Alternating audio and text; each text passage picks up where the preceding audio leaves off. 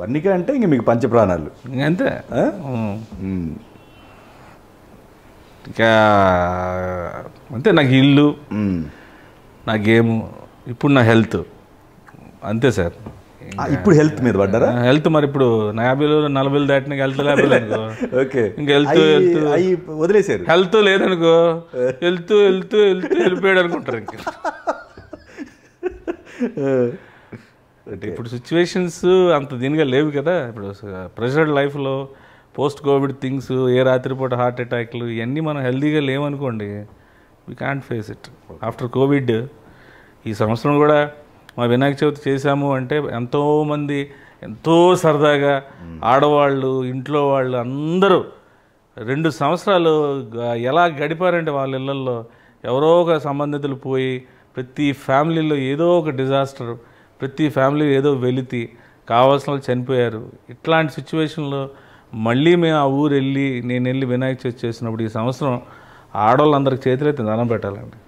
అస్సలు వాళ్ళు ఇచ్చిన సపోర్టు, వాళ్ళు పార్టిసిపేట్ చేసిన విధానం అసలు ఎంత అద్భుతంగా చేశారంటే, అక్కడ థింగ్ ఏంటంటే మనం ఎంత గ్రాండ్ లెవెల్ కాదు, అందరూ ఎంత కలిసిమెలిసి పనిచేశారంటే నాకు ఆనందం అనిపించింది. 2 సంవత్సరాలకి మన ఇంట్లో ఉండి ఎవ్వరికి సంబంధం లేకుండా ఉంటే ఉన్న బాధని ఒక 10 రోజులు హాయిగా ఎంజాయ్ చేసుకుని, వర్షంలో కూడా తడుచుకుంటూ నిమజ్జనం చేసి హ్యాపీగా ఎంజాయ్ చేశారండి. అంటే దట్ వీ కాంట్ కౌంట్ చేయలేము, దానికోసం మాట్లాడు. Okay okay.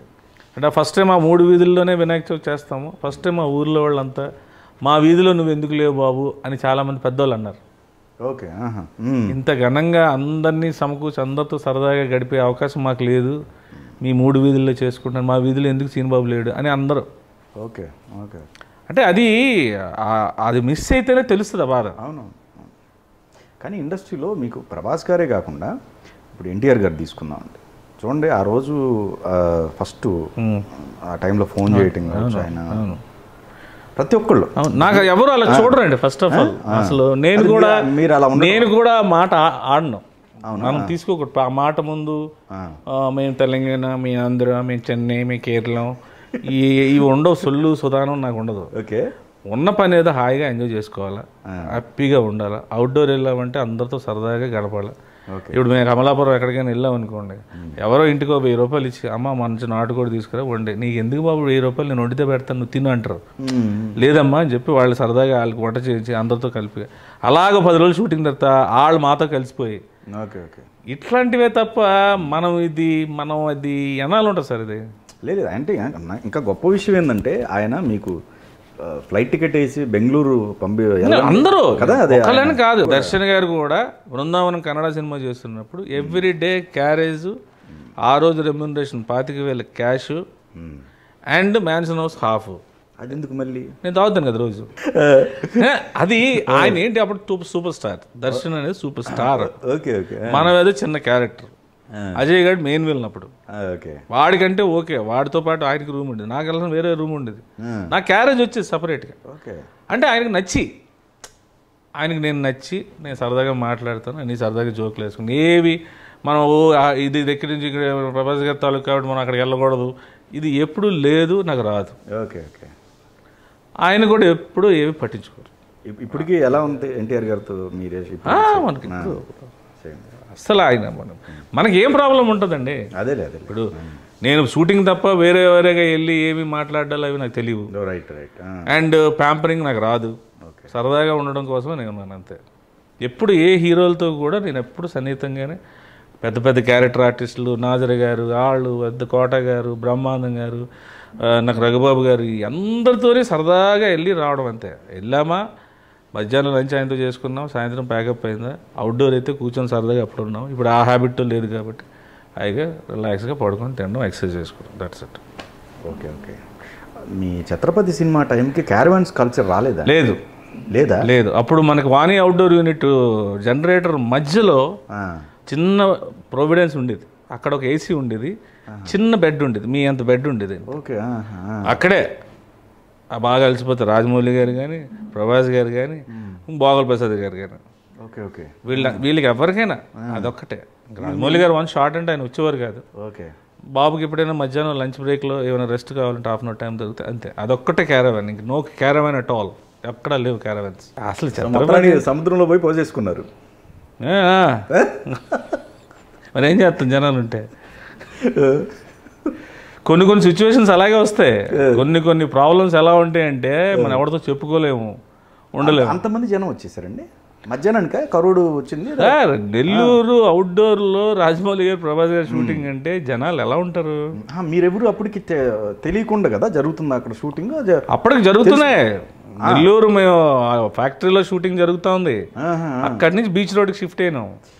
ఇక జనాలకు రోజుకి ఇంకా ఇప్పుడున్న మీడియా అయితే ఇంకా అసలు ఫస్ట్ డే షూటింగ్ చేయలేకపోయాం. కరెక్ట్, అదే ఇప్పుడున్న మీడియా ఉండుంటే వెళ్ళిపోతే దడ మన నెక్స్ట్ డే ఫినిష్.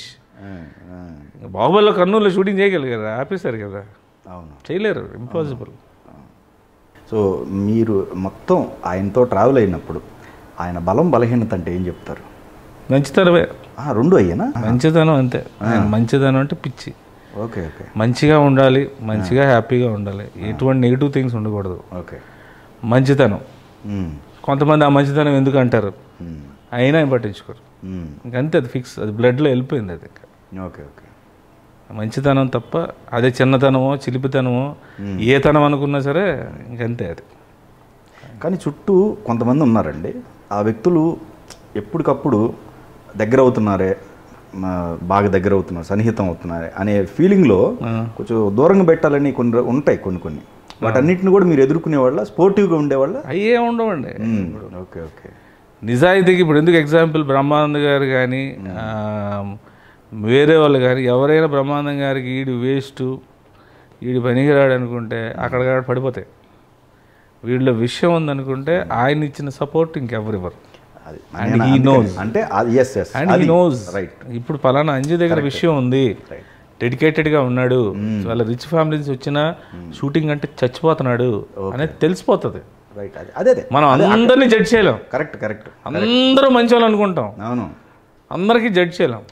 మీరు నాకు ఇదే జరిగేది. టికెట్స్కి ఆ రోజుల్లో థియేటర్లో టికెట్స్ డిస్ట్రిబ్యూటర్ తీసుకొచ్చి మేము టికెట్స్ ఇవ్వాలి.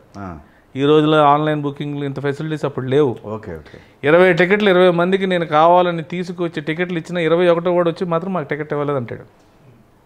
ఏం చేస్తారు దాన్ని? Okay okay. అదే ఇప్పుడు సమర్థంగా మాట్లాడేవాడితో బాధ లేదు,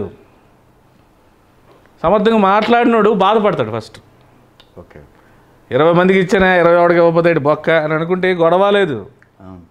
20 మందికి ఇచ్చాం కదా అది చాలు, నాకు వీడికి ఇస్తేటే ఇవ్వకపోతాడు అనుకున్నాం అనుకో, వాళ్ళు 20 మందికి ఇచ్చిన 21 కూడా నాకు ఎందుకు ఇలా అంటున్నాడు, నేను ఇంత మంచి పని చేశాను, మీరు బాధపడిపోయారు అనుకో, బీపీ లెవెల్స్ పడిపోతాయి. అంటే మనం తీసుకునే మైండ్ బట్టే మన పనులు ఉంటాయి. ఎగ్జాక్ట్.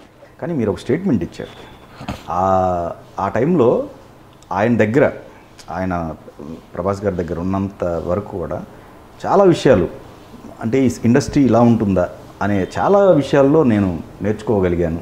అంతే కదండి. అది అంటే చాలా దగ్గరగా. మా నాన్నగారు రామానాయుడు గారు కాదు కదా, అదే నాకు ఇండస్ట్రీ తెలియదు. Is the revenue employee.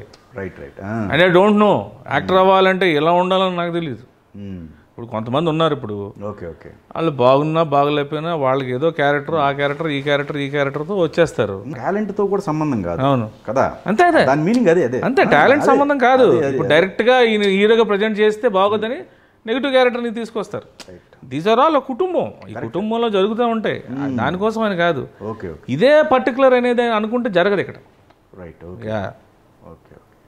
మనం అలా వెళ్ళిపోవచ్చు, ఇలా వెళ్ళిపోవచ్చు అంటే అవ్వదు, ఎప్పుడు అవ్వదు. అవును, ఎట్టి పరిస్థితులు అవ్వదు. నాకు తెలుసు. మీది అది విక్రమార్కుల్లో మంచి క్యారెక్టర్ అండి, రైల్వే స్టేషన్.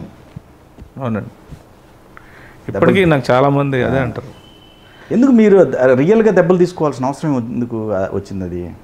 అంటే అప్పటికి అక్కడ డైరెక్టర్ అనేవాడు ఎవరో తెలుసా మీకు? రాజమౌళి గారు. మరి అది తోలు ఊడిపోతాయి అంతేనా? ఓకే. అంటే అప్పుడు మీరు ఫస్ట్ ఆఫ్ ఆల్ మనం ఒకటి ఆలోచించాలి సార్, మనం చిన్నప్పటి నుంచి కష్టపడతాం. ఓకే. జాబ్కి వెళ్ళినప్పుడు కూడా మార్నింగ్ ఆఫీస్కి వెళ్ళిపోతాం, దండం పెట్టుకుంటాం, పరిగెడతాం. ఓకే. ప్రమోషన్ రాగానే బాస్ దొబ్బేస్తున్నాడు రా, టైంకి రాలేదు అంటున్నాడు. ఇన్నాళ్ళు రాలేదరా, నేను ఇన్నాళ్ళు వచ్చినాడు, ఈరోజు ఎందుకు రావు నువ్వు? ఈ కోపం వస్తుంది. క్యాడర్ పెరిగింది, జీతం పెరిగింది, టైంకి నువ్వు రాకపోతే నీకేంటి ఈగో పెరిగింది ఫస్ట్. ఇక్కడ ఏం పెరగవు, రెగ్యులర్గా పనిచే. అది రాజమౌళి గారు ఇప్పుడు పాన్ ఇండియా కాదు కదా, పాన్ వరల్డ్ సినిమా తీసిన ఆయన అంతే, ఆయనకు తెలీదు, ఆయన పని చేసుకు వెళ్ళిపోవడం. ఆయనతో పని చేసేటప్పుడు మనకు ఉండాలి కాన్షియస్లో. ఓకే, దెబ్బ తినాలంటే తినాలంతే. ఎందుకు మరి ఇప్పుడు నీకు డూపులు కావాలా? ఇవన్నీ ఎందుకు? నీకు కావాలి, ఫెసిలిటీస్ ఉన్నాయి కాబట్టి